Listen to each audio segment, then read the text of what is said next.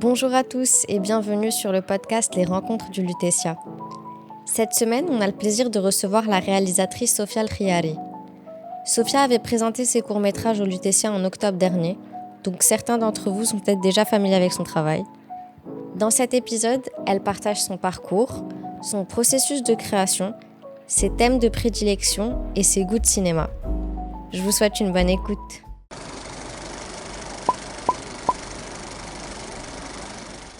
Bonjour Sofia. Salut Lamia. Alors, pour te présenter dans les grandes lignes, tu es réalisatrice de films d'animation, tu as étudié en France et en Angleterre, et tu as réalisé de nombreux courts-métrages qui ont fait plus de 150 festivals à travers le monde. C'est un peu la question signature du podcast maintenant, mais quel est ton premier souvenir de cinéma ? Mon premier souvenir de cinéma. Alors c'est un non-souvenir parce qu'on me l'a raconté. Si je me rappelle pas, mais c'est la première fois que je suis allée au cinéma, j'avais apparemment 4 ans et c'était pour voir Le Roi Lion. Et il paraît, parce que c'est des souvenirs très lointains, donc je m'en rappelle pas, mais il paraît que je suis restée clouée sur ma chaise du début à la fin. Et alors que tu étais plutôt quelqu'un de turbulent ou c'était juste... Non, mais je veux dire collée sur ma chaise dans le sens vraiment hypnotisée et assez fascinée par le lieu. Est-ce que le cinéma a toujours fait partie de ta vie ? D'une certaine manière, en fait, je viens quand même d'une famille de cinéphiles. Du côté de ma mère, en tout cas, j'avais des grands-parents qui travaillaient dans un cinéma et du coup, donc ma famille, du côté de ma mère, allait très souvent au cinéma et ma mère a gardé un petit peu ce rituel. Donc moi et mon frère, quand on était petits, on allait très souvent aussi au cinéma ici à Casa. Est-ce qu'il y a eu un déclic, une œuvre ou une expérience en particulier qui a déclenché ton désir de faire des films ? Je sais pas si c'est une œuvre qui a déclenché mon envie de faire des films. Je peux juste dire que c'est un ensemble de choses. En fait, ce qui est différent, je pense, dans le cinéma d'animation, c'est qu'en fait, on est quand même dans une manière de faire des films qui est très plastique. Et donc, ça vient aussi beaucoup, enfin, par le dessin et par le tracé manuel. Donc, en fait, moi, ce qui m'a ramené au cinéma, c'est aussi le dessin et c'est l'envie de voir bouger ces dessins et le début de la compréhension derrière le processus des films d'animation. Du coup, tu dessinais beaucoup quand tu étais enfant ou... Ouais, ouais, je dessine depuis très longtemps et aussi je pense que le cinéma d'animation, c'est une façon pour moi de pas choisir parce que je suis quelqu'un qui a beaucoup de mal à trancher. Et en fait, je voyais là-dedans un regroupement de toutes les formes d'art. Parce que du coup, je commence par le dessin, mais ça peut être de la peinture, c'est la matière, c'est le cinéma, c'est la musique, c'est l'écriture. Et donc, je me suis dit qu'il y avait vraiment un terrain de jeu très, très vaste à explorer avec ce médium. Est-ce que tu avais des influences particulières ? Il y a eu toute une série d'influences. Quand j'étais plus jeune, donc à partir du moment... Moi, j'ai dû avoir en fait ce déclic, je pense, quand je devais avoir 16-17 ans à peu près. Parce que justement, j'avais rencontré quelqu'un qui faisait des films d'animation ici, en fait, pour de la pub, pour les pubs Aïcha, si tu te rappelles, etc. Ah, génial. Et entre autres, il avait aussi fait un autre court-métrage. Et du coup, je me suis dit, en fait, de voir une personne qui faisait ce métier, je me suis dit, c'est assez concret. Et je me suis dit, pourquoi pas. Et donc ça a été aussi un point d'entrée de comprendre le processus, derrière tout ça. Et à partir de là, je me suis intéressée et j'ai commencé à chercher des influences. Et je pense en étant jeune, les premières influences qu'on a, c'est aussi les films grand public. Donc bien sûr, voilà, c'est des Miyazaki, Persepolis qui m'avait beaucoup marqué quand j'étais plus jeune aussi. Sans compter, voilà, bien avant, voilà, j'avais regardé tous les Disney, tout ça, etc. Et c'est, je pense, vers la vingtaine où j'ai commencé à découvrir aussi le cinéma d'animation d'auteur, qui, je pense, est vraiment représenté dans le court-métrage. puisque le court-métrage permet justement, comme le cinéma d'animation prend extrêmement longtemps, enfin met extrêmement de temps à se faire, le court-métrage permet justement, vu sa durée, d'avoir cette qualité plastique dans les films. Et donc là, mes premières références, voilà, j'ai découvert les films, je vais dire des noms, mais juste pour les gens Ouais, qui bien écoutent le sûr. podcast pour qu'ils aillent chercher. Bien sûr, je mettrai en description Voilà, c'est ça. les références. Lotte Reininger, par exemple, qui a fait un très beau long métrage, du coup, pour le coup, c'est le premier long métrage animé, 1926, en papier découpé en ombre chinoise, c'est absolument sublime. Florence Miaille, qui fait de la peinture animée et du sable animé. Le sable animé, c'est aussi ma première entrée dans l'animation, mais du coup, c'était aussi une de mes influences. Ah oui, le grain de ta peau. Exactement. Ok, bah justement, ce sera l'une de mes questions parce que je me demandais comment tu avais réussi à faire ça. On dirait, tu sais, les anciens, quand on était, je pense, au collège, lycée, et que les profs passaient des projections de documents, puis j'avais l'impression que tu faisais ça avec du sable qui était projeté sur un écran. Ouais, je vois ce que tu veux dire, c'est la texture très granuleuse. Exact. Du coup, je vois, je réponds à cette question là tout de suite. Ouais, vas-y. Ouais, en fait, c'est assez intéressant parce que les gens se rendent pas forcément compte que c'est du sable animé. Je pense quand ils voient les images à l'écran, ça a un rendu un peu de l'ordre un peu de la gravure aussi. Tu vois, il y a en fait, c'est ce qui est assez intéressant. C'est une technique en fait. C'est pas moi qui l'ai inventé du tout. Hein, je pense que je parlais de Florence Miaille, mais pareil, je donne des références pour les gens qui sont intéressés. Je pense que celle qui l'a mise en place, c'est une réalisatrice britannique qui s'appelle Caroline Leaf et qui a fait beaucoup de films en fait en sable animé et donc voilà, moi c'était un petit peu ses références et il y a une grande sensualité en fait, je trouve dans ces images-là et donc ça m'a intéressée et il y a aussi quelque chose de très spontané donc effectivement en faisant ce premier film c'était assez improvisé, c'était un terrain de jeu, etc. Et en fait, c'est très simple parce qu'il suffit juste d'avoir du sable et une caméra et on peut commencer à animer. Il n'y a pas besoin de plus de matériel, donc c'est vraiment quelque chose d'assez intuitif. Et je dirais même que le process, il est très méditatif parce que on se retrouve vraiment en fait vraiment il y a quelque chose de sensuel dans la manière dont on travaille et qui se ressent, je trouve, dans les images finales, dans je sais pas la douceur avec laquelle c'est animé ou le grain justement, etc. La texture aussi. Ouais, voilà. J'aimerais revenir sur ton parcours. Tu as grandi au Maroc et tu es parti à 18 ans. Tu déménages à ce moment-là en France et tu fais d'abord des études de gestion. Et ensuite, tu intègres le Royal College of the Arts à Londres pour faire des études d'animation. Comment est-ce que tu es arrivé à complètement changer de cursus? Quel a été le point de bascule? On me pose souvent la question, mais en fait, j'ai presque envie de dire que c'était un espèce de plan. Il n'y a pas vraiment eu de point de bascule. C'est comme je disais, en fait, moi, j'ai eu cette conviction que je voulais faire du cinéma d'animation quand j'étais adolescente. Donc, techniquement, à partir du moment où on choisit des choix de carrière. Après, moi, ça a été compliqué de convaincre ma famille parce que voilà, j'étais la bonne élève de la famille. Il y avait d'autres ambitions pour moi. Et c'était un peu sorti de nulle part. Bon, tout le monde savait que je dessinais tout le temps, etc. Mais je pense que personne n'avait réalisé que je voulais faire ça à plein temps dans ma vie. Et, et donc, moi, je suis quand même restée assez têtue. Donc, j'ai dit, en ayant quand même, je pense, la peur de la jeunesse, de se dire, ben, je vais pas me lancer dans un truc sans être backup par ma famille. Donc, le deal, ok, je vais aller chercher un diplôme classique qui me permettrait, voilà, de manger mon pain, quelle que soit l'issue. Un truc de sécurisant. Voilà, exactement, un truc, voilà, donc j'ai fait ma prépa, mon école, etc.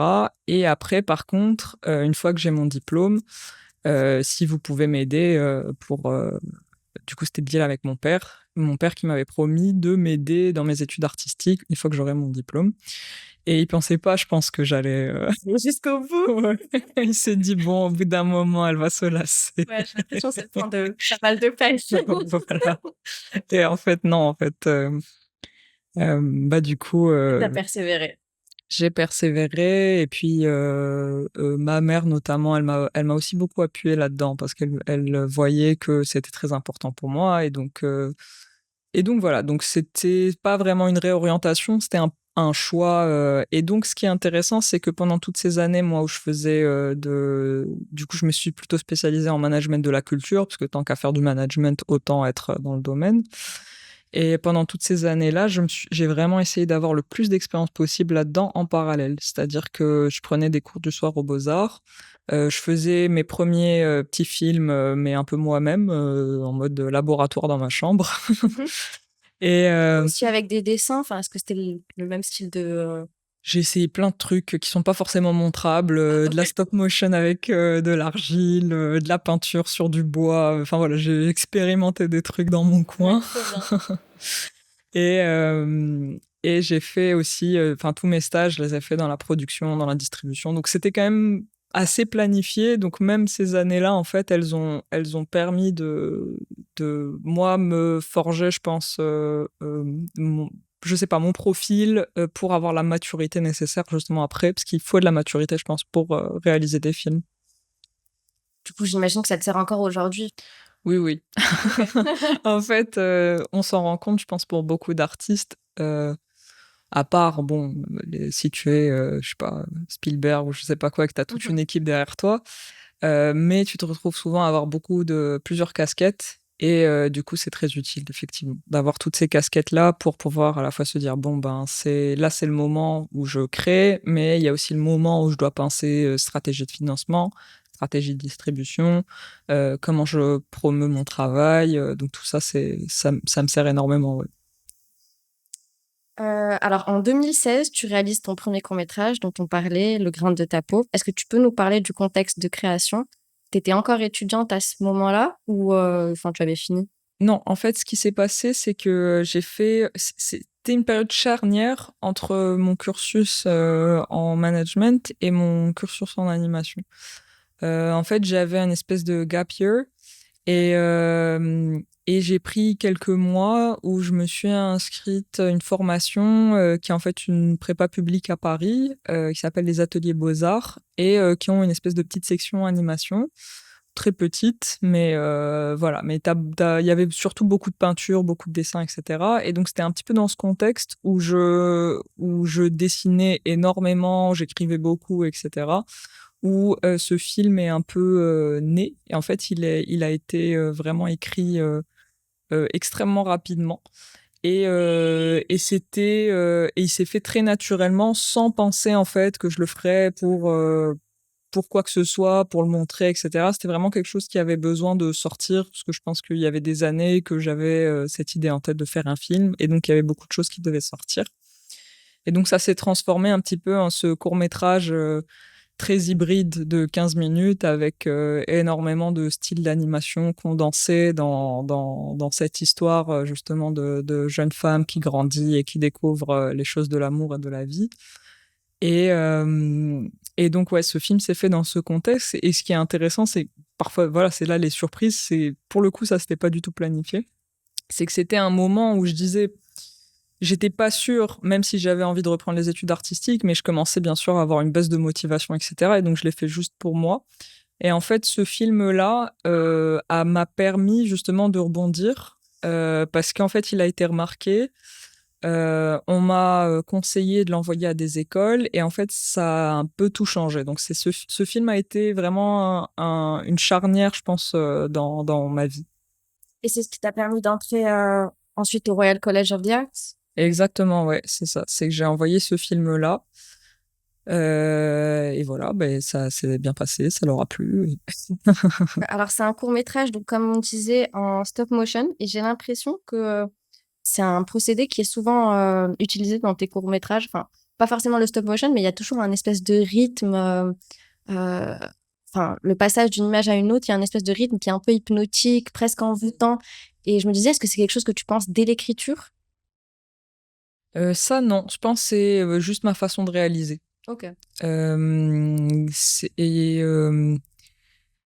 ouais, j'essaye. Enfin, je sais pas si c'est conscient ou pas, mais il y a effectivement un côté assez hypnotique Mais c'est aussi le cinéma que j'essaye de créer. Moi, je suis très intéressée, enfin, assez fascinée par l'immersion. Et c'est pour ça qu'aussi, je trouve ça super de voir un film dans une grande salle, pour le côté immersif. Et du coup, l'idée, c'est de capter vraiment tous les sens du spectateur. Et ce que j'arrive à avoir avec l'animation, en tout cas le style d'animation que je fais, qui est avec la matière, de la texture, etc., c'est d'avoir la sensation du toucher en plus. Je pense qu'il se rajoute à cette atmosphère sonore, visuelle, colorée, etc. C'est aussi d'avoir cet aspect qui est spécifique du coup à ce genre de médium, je pense. J'ai envie d'élargir aussi à tes autres courts-métrages. En fait, je me demandais comment se déroulait ton processus de création. Est-ce que tu commences d'abord par les images ou est-ce que tu as le texte en tête et ensuite les images t'apparaissent? Enfin, comment est-ce que ça se passe? On me pose souvent la question, mais c'est vraiment, ça dépend d'un film à un autre. Et pour moi, c'est vraiment un va-et-vient entre les deux. Euh, je peux pas juste écrire et je peux pas juste dessiner. En fait, il y a vraiment je sais pas comment dire, mais l'écriture, elle vient un peu structurer et elle vient poser des mots et révéler des choses parfois inconscientes. Et le dessin, il ramène quelque chose de beaucoup plus organique. Donc en fait, j'ai l'impression que les deux en fait travaillent un petit peu ensemble pour garder le côté assez spontané des films, mais en même temps ramener une espèce de structure consciente. En fait, c'est un, je sais pas comment dire, mais j'ai l'impression que certains de mes films, en tout cas, c'est un travail sur l'inconscient, mais fait de manière consciente. Ok. Voilà, c'est une espèce d'auto. Voilà, et donc c'est un petit peu, les deux sont vraiment nécessaires. Et c'est vrai que enfin, la plupart des courts-métrages, j'ai l'impression que c'est des espèces de voyages poétiques qui sont très, bah, comme tu disais, sensoriels et sensuels. Et enfin, il y a quelque chose qui se dégage de ces films-là et qui provoque quelque chose, je trouve, chez le spectateur. Et j'ai l'impression que ça passe aussi par le son. Et donc, je me demandais comment est-ce que tu travailles le son. Le son,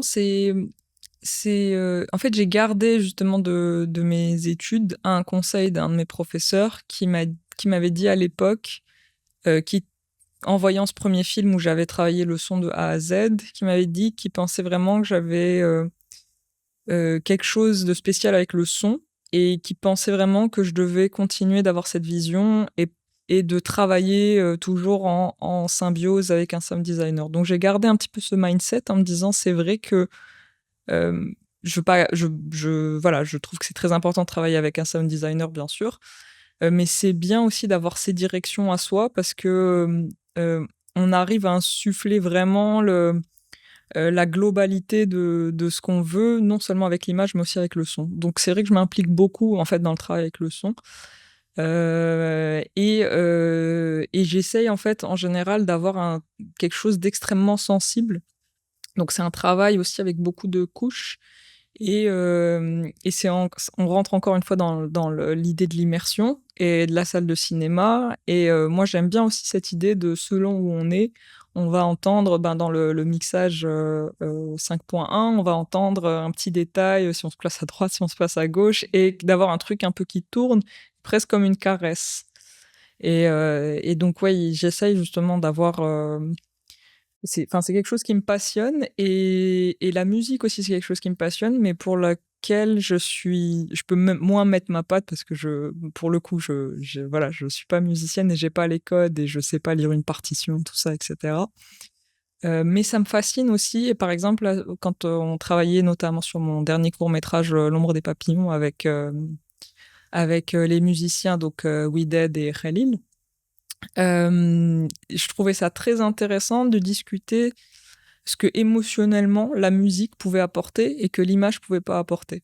On était en fait dans un film, je résume pour les gens qui l'ont pas vu, mais qui parle un peu de nostalgie douce amère et d'une nostalgie en fait liée à un désir aussi amoureux et sensuel qui est passé. Et donc je trouvais que la sensualité, elle était très bien exprimée à l'image. Par contre, la nostalgie, c'est quelque chose que la musique peut extrêmement bien ramener. Et du coup, je trouvais ça intéressant, en fait, que la palette pour ramener des émotions, en fait, elles doivent aussi dévier de l'image pure ou du dessin pur et aller chercher dans les codes du son pour vraiment, en fait, avoir un truc homogène et qui arrive à délivrer cette émotion. Ouais, et puis je pense à certains passages encore de l'ombre des papillons, enfin, pour le coup, ça m'a vraiment procuré un truc physique. Je pense, tu sais, la partie où il y a une espèce de langue qui entre dans l'oreille du personnage principal. Enfin, j'ai ressenti des espèces de sensations et j'ai trouvé ça très, très fort parce que c'est compliqué, de provoquer quelque chose, chez un spectateur. Il y a ça et puis il y a aussi, tu sais, le moment où j'ai pas envie de spoiler, mais je vois le moment dont tu veux parler.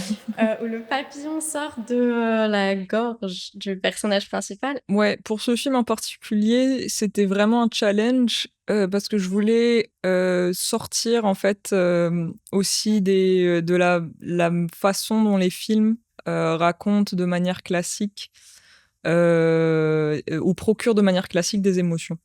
En fait, si on est dans un film narratif classique, je veux pas généraliser, mais comment on procure des émotions en créant toute une histoire autour d'un personnage et en fait le spectateur est en empathie avec ce personnage et il arrive à s'identifier à lui, etc. Là, on est dans un film où le personnage, on n'a aucune info sur elle. Il n'y a pas de background, on ne sait pas qui elle est, elle n'a pas de nom, on ne sait pas quelle est son histoire et on est du coup dans juste un chemin euh, assez viscéral et donc la manière de ramener des émotions, on est vraiment dans un truc, ce que j'ai essayé de faire, c'est quelque chose d'assez pur et donc de provoquer ça en fait comme une peinture, quoi, comme avec le choix des couleurs, avec le choix de la composition, les mouvements de caméra et du coup on est dans quelque chose entre la peinture, entre la chorégraphie, entre la musique et en fait d'utiliser en fait tous ces outils qui sortent des outils classiques de la narration pour procurer des émotions. Et c'est aussi intéressant de voir le pouvoir du dessin parce que parfois on dit que ce qui est très puissant c'est la photo, enfin c'est la prise de vue réelle ou les images réelles. Mais en fait je pense que le dessin il arrive à nous parler d'une autre manière. Et Parle aussi à notre enfance. Enfin, il y a un truc qui va plus profondément. Comme c'est moins concret, ça touche une partie de notre subconscient. Et je sais pas, enfin voilà, j'essaie juste d'expliquer un petit peu, mais je trouve que la réaction, elle est aussi très différente parce qu'on est aussi sur une palette euh, de compréhension qui est très différente. Je veux dire qu'il y a assez de flou en fait autour de ce dessin, autour de l'abstraction de ce que ça représente, pour laisser justement toute une possibilité d'interprétation. Et je me demandais aussi, du coup, combien de temps ça te prend de réaliser un court-métrage comme celui dont on a parlé, L'ombre des papillons. L'ombre des papillons, on parle juste de la fabrication. Hein. Oui, oui, de la fabrication. La fabrication, ça nous a mis 1 an pour 9 minutes de film. Et on était 3 en permanence. Ça a tourné, hein, parce que tout le monde n'était pas disponible 1 an, je précise, mais on était à peu près 3 en permanence sur l'animation et la peinture. Et je pense que ce qui a pris le plus de temps, c'était la peinture. Parce qu'en fait, le process, c'était vraiment... Donc, tout est animé, en fait, à la main, la ligne.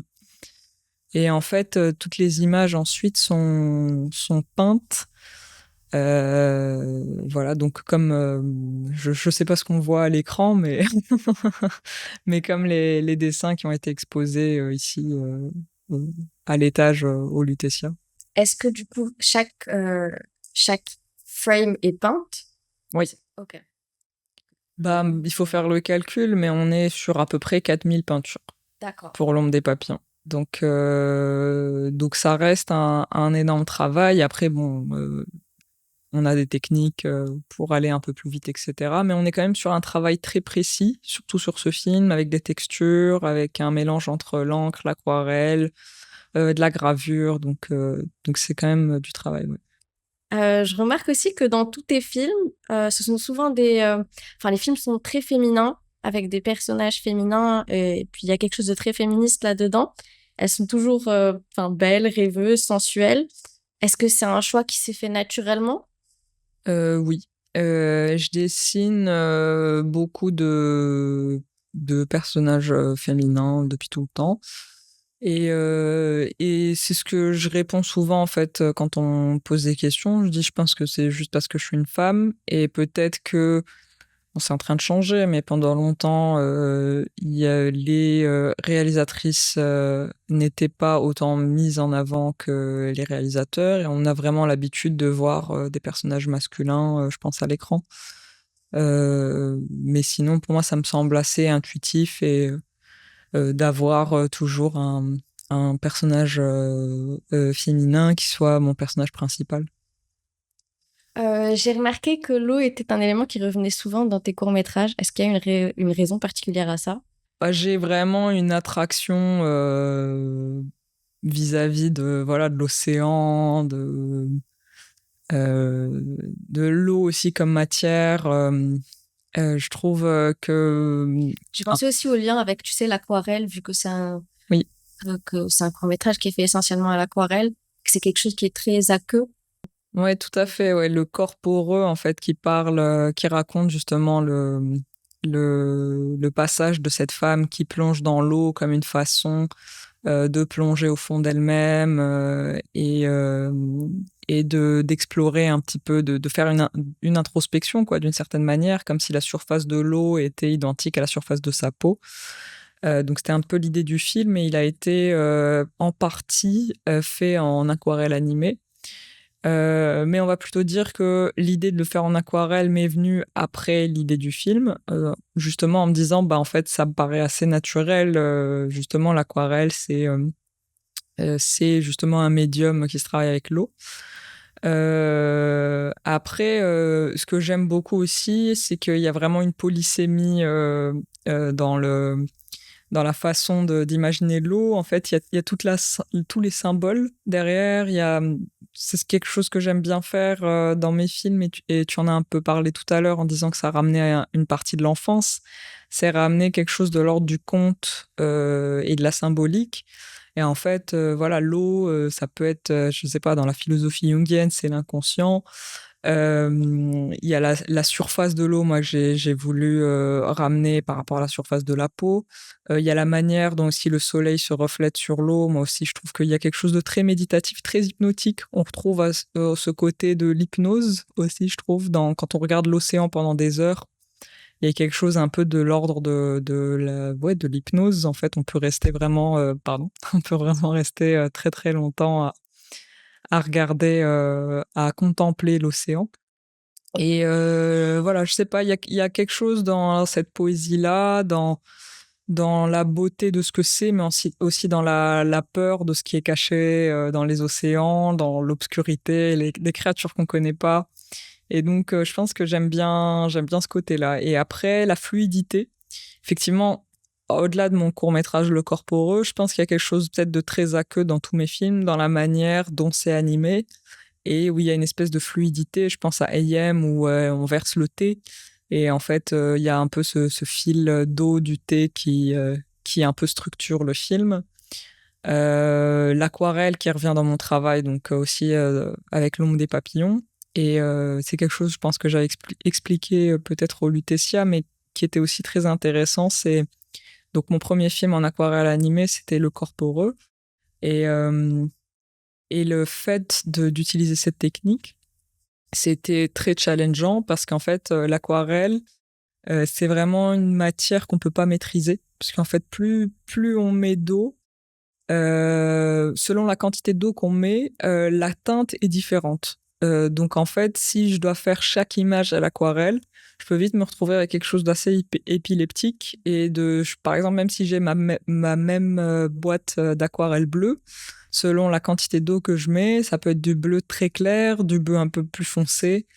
Et donc voilà, on perd en fait une espèce de consistance autour de l'animation. Et c'était très intéressant de travailler de cette manière. Et c'est ce que je dis souvent. En fait, j'avais presque l'impression d'animer le film avec l'eau. Parce que c'était assez incontrôlable. Et du coup, c'est un peu la quantité d'eau que je mettais qui crée des taches, des teintes, etc. C'est ce qui permet aussi, enfin, pour revenir à ce qu'on disait au début, c'est ce qui permet aussi de faire cette espèce de rythme un peu hypnotique avec genre le changement de couleur et de texture entre les différentes images. Ouais, parce qu'en fait, on se retrouve vraiment avec une succession de peintures. Et c'est peut-être aussi ça qui attire l'œil, quoi. C'est toutes ces couleurs. Et de la même manière qu'on va regarder une peinture fixe, bah là, elle est en mouvement. Et donc, si on freeze une frame, tu vois, on a vraiment la qualité de la peinture. Alors que quand on va tout au cours de l'animation, on est sur autre chose. Donc, c'est peut-être aussi ce côté-là qui tient même du médium de l'animation traditionnelle qui fascine. Je sais que tu travailles sur un projet de long métrage d'animation. Est-ce que tu peux nous en parler? Non. Voilà. Et c'était la fin de l'épisode. Bah, c'est en cours. Et tu sais, je me sens un petit peu comme, tu vois, une maman qui est enceinte et qui annonce aux autres, bah, en fait, voilà, je suis enceinte, etc. Et du coup, bah, les gens posent beaucoup de questions sur le bébé. Et moi, je suis là, bah, je sais pas, en fait, il est dedans, je sais pas trop encore, je connais pas le sexe, je sais pas. On va voir comment il va évoluer. Donc voilà, il faut le laisser un peu en gestation. T'es encore à l'écriture, juste pour... Oui, c'est ça, encore à l'écriture. C'est assez challengeant parce que après, voilà, c'est un challenge de plus, mais c'est assez challengeant parce que le long, c'est une forme d'écriture qui est différente du court. Où, par exemple, le court, le rythme est différent, la structure narrative n'a pas besoin aussi d'être aussi consistante parce qu'on est sur une durée un peu plus courte. Donc ça, c'est un nouveau challenge. Qu'est-ce que tu conseillerais à une personne qui souhaiterait se lancer dans la réalisation de courts-métrages d'animation, enfin de films d'animation? Alors, la première chose, il faut absolument être passionné. Parce que c'est pas un métier facile. Parce que ça, voilà, il faut avoir beaucoup de patience. Donc pour moi, c'est essentiel. Il faut être absolument passionné. Après, quel conseil je donnerais à quelqu'un de passionné? Ouais. Ben, je pense que c'est essentiel de beaucoup regarder de films. Et notamment des courts-métrages d'animation. Je sais que c'est pas très simple d'y avoir accès, mais en fait, il suffit d'aller sur Vimeo, sur YouTube. Je peux aussi donner des références que tu pourras mettre à la fin de ton podcast. Et ça, je trouve que ça influence beaucoup et ça donne pas mal d'idées et d'inspiration. Et ensuite, faut pas hésiter à essayer un peu par soi-même. Et à essayer toute forme de stage, petite formation courte, etc. Parce qu'en fait, une fois qu'on comprend les principes de l'animation traditionnelle, c'est pas si compliqué, entre guillemets. Enfin, d'avoir cette illusion du mouvement, bien sûr, ça prend du temps, mais en fait, le principe même est pas, voilà, c'est pas forcément sorcier, c'est juste que ça demande beaucoup de temps, un peu de réflexion, voilà, des capacités aussi en dessin. Il faut être bon en dessin, il faut pas mal dessiner. Et voilà. Alors, on passe à la dernière partie de l'épisode. C'est une série de questions où je te demanderai de répondre du tac au tac. Donc, je réponds en réponse courte. Ouais, courte. Okay. Alors, un film d'animation que tu aurais aimé réaliser? La chute de Boris Labbé. Ok, j'ajouterai ça aussi en description. Très impressionnant. Un film qui t'a fait pleurer? Il y en a plusieurs qui m'ont fait pleurer. Moi, je suis nulle. Moi, j'ai une mémoire de poisson, donc là, tu vois... de me replonger, t'es en mode mince. Ça peut être un film d'animation, un film grand public. C'est ça, je suis en train de me dire. Ça peut être le Titanic, hein, t'es pas obligé de hyper loin. J'étais en mode, voilà, lequel ne serait pas trop honteux si je dis un film de Noël. J'adore les films de Noël. Bah oui, le Titanic, mais bon, c'est très bateau. Mais bien sûr, j'ai pleuré devant le Titanic. Un film qui t'a fait rire? Oh là là, il me faut un autre café, Damien. Mince, franchement, là, tu me demandes. Pareil, comédie potache, enfin, franchement, ça peut être n'importe quoi. Je sais pas, le dîner de con. C'est très bien. Si tu devais citer un film qui a changé ta vie. Je sais pas s'il a changé ma vie, mais ça fait partie des films qui m'ont marqué assez jeune. American Beauty. Sam Mendes. Oui. Ouais, j'ai trop aimé ce film aussi. Voilà. Je crois que c'était son premier film en plus, donc c'est hyper impressionnant. Je sais même pas si j'ai vu d'autres films de lui. Okay. Tu peux inviter un personnage d'animation à dîner. Qui est-ce que tu choisis? Ouais, un personnage des Looney Tunes, genre Bugs Bunny. Je pense avec qui tu peux vraiment bien te marrer en mangeant des carottes. Ouais. Un film guilty pleasure. Bridget Jones. Ok. Si tu n'avais pas fait ce métier, alors ça tu peux développer si tu veux. Qu'est-ce que tu aurais aimé faire? Chanteuse. Ok. Voilà, un vieux rêve que j'ai quand je chante sous la douche. Bah, c'était la fin de l'épisode. Merci beaucoup d'avoir accepté l'invitation. Merci à toi. Et est-ce que tu peux nous rediriger vers un lien ou un site internet sur lequel on peut voir tes courts-métrages? Oui. Alors, mes 4 courts-métrages, donc Le Grain de ta peau, AM, Le corps poreux et L'ombre des papillons, sont disponibles sur mon site. Donc, il suffit de mettre le lien de mon site. L'ombre des papillons est encore protégé par un mot de passe, mais il suffit de m'envoyer un message. Okay, super. Merci beaucoup, Sophia. Merci, Damien. Merci d'avoir pris le temps d'écouter cet épisode. Comme d'habitude, si ça vous a plu, n'hésitez pas à liker et à partager autour de vous. Et on se retrouve très vite pour un prochain épisode avec un invité très spécial. À bientôt!